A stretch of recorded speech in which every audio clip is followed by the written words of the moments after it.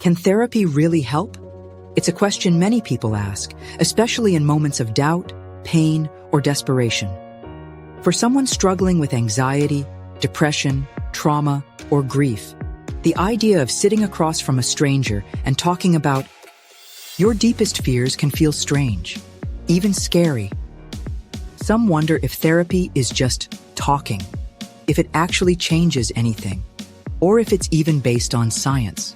But the truth is, decades of research show that therapy can, and often does, work. Not just in theory, but in practice, in measurable ways that reshape the brain, improve relationships, reduce symptoms, and transform lives. If you're seeking a grounded, honest exploration of mental health and emotional healing, subscribe to the Code Purple Project. It's more than content. It's a movement for truth, growth, and recovery. Let's start with the basics. Therapy, or psychotherapy, is a structured process where individuals meet with trained professionals to explore their thoughts, feelings, behaviors, and experiences. There are many types of therapy: cognitive behavioral, psychodynamic, humanistic, dialectical behavior therapy, EMDR, and more. But the goal is largely the same: to help people better understand themselves and develop healthier ways of thinking, feeling, and living. But does it work? The science says yes. Numerous studies have shown that therapy is effective for a wide range of mental health issues, including depression, anxiety disorders, PTSD, obsessive-compulsive disorder, borderline personality disorder, eating disorders, and more. In many cases, therapy is just as effective, if not more so, than medication, especially for long-term change. While medication can help manage symptoms, therapy helps address the root causes and teaches skills to cope and grow. One of the most well-researched therapies is cognitive behavioral therapy, or CBT. It's based on the idea that our thoughts influence our emotions and behaviors. When we change how we think, we can change how we feel and act. CBT has been shown to rewire the brain's pathways, reduce activity in fear centers like the amygdala, and increase activity in areas linked to rational thinking and emotional regulation. In other words, therapy doesn't just make you feel better, it physically changes your brain. Therapy also helps people process trauma. For those living with PTSD or complex trauma, the nervous system can get stuck in a state of fight, flight, or freeze. Therapies like EMDR, eye movement desensitization and reprocessing, and trauma-focused CBT can help the brain unstick traumatic memories and reprocess them in a safe, structured way.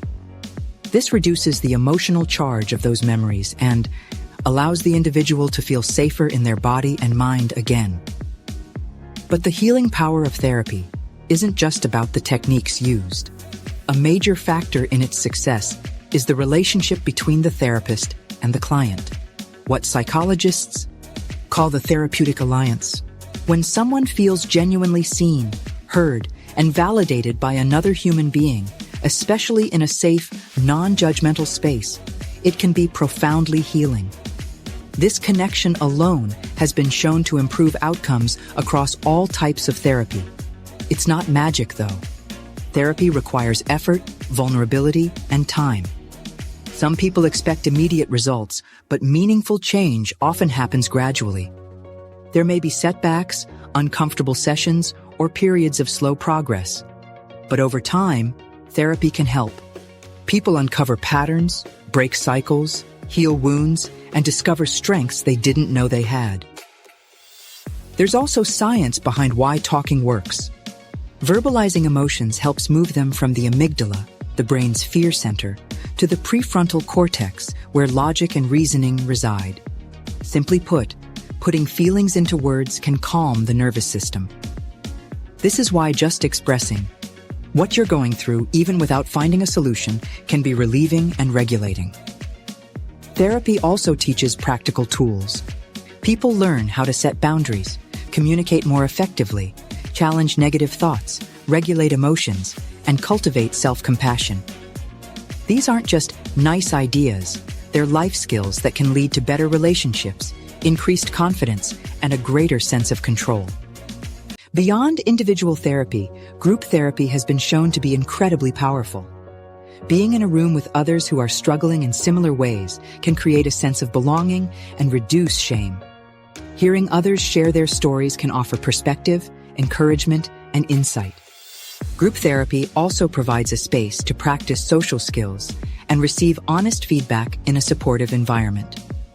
Family and couples therapy help address relational patterns that contribute to emotional pain.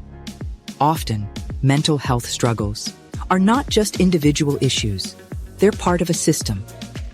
Therapy can help partners, parents, and children better understand each other, improve communication, and build stronger, healthier connections. When one person heals, it can ripple out and impact the entire family system.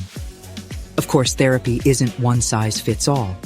What works for one person might not work for another. Some people need structured approaches like CBT, others benefit more from open-ended exploration, like in psychodynamic therapy. The key is finding a therapist and approach that feels like the right fit. It may take time, and sometimes a few tries, but when it clicks, the results can be life-changing. It's also important to challenge the stigma that still surrounds therapy. Some people see asking for help as weakness. Others come from cultures or communities where emotional struggles are minimized or ignored. But seeking therapy is not a sign of failure. It's an act of courage. It says, I value myself enough to heal. I am willing to face the hard stuff to become who I'm meant to be. We also live in a world that often encourages us to numb, distract, or push through pain. But unprocessed pain doesn't disappear. It lives in our bodies, our relationships, our choices. Therapy is an invitation to stop running and start listening, to face our wounds with compassion instead of shame, to finally feel what we've been avoiding, and in doing so, find freedom. And while therapy can't erase the past, it can change how the past lives in us. It can help us rewrite the narratives we've inherited or internalized. Instead of I'm broken, we learn I've been hurt, but I can heal. Instead of I'm unlovable, we discover I am worthy of love and connection. These aren't just affirmations, they're truths uncovered through deep, honest work. In recent years, the science of neuroplasticity has offered even more hope. It shows that our brains can change throughout life. New neural pathways can be formed. Old habits and thought patterns can be unlearned. Even if you've struggled for years, healing is still possible. The brain is not fixed, neither is your story. Therapy also helps people prepare for life's challenges. You don't need to be in crisis to benefit from it. Just like we go to the gym to strengthen our bodies, therapy is a kind of mental and emotional training. It helps build resilience, insight, and emotional intelligence, skills that make life richer and more manageable. In the end, therapy is not about becoming someone else. It's about becoming more fully yourself. It's about clearing away the noise, the fear, the shame, and reconnecting with your core, the part of you that's always been whole, even when it didn't feel that way. Therapy doesn't give you all the answers, but it helps you ask better questions. It doesn't rescue you, but it teaches you how to rescue yourself. So, can therapy really help? Absolutely.